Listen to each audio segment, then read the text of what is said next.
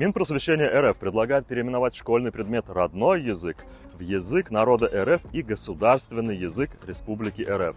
Чувствуете разницу? Экс-депутат Госдумы от Татарстана, а ныне советник президента Елена Ямпольская в своем телеграме ранее писала, цитата, «Если русский не родной, то и Россия не родина». Как к такому переименованию относятся казанцы?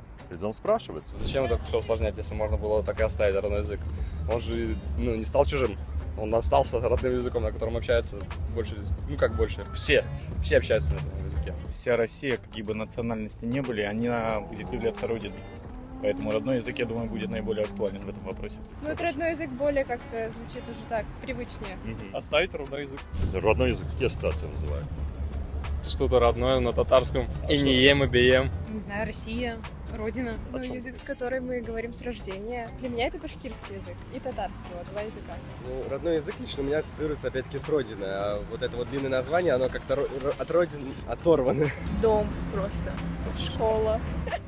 Тоже хорошо. Тот язык, который мы с детства изучаем, поэтому он и родной. Букварь, школьный учебник, азбука. Родной язык, деревня, поле, матрушка.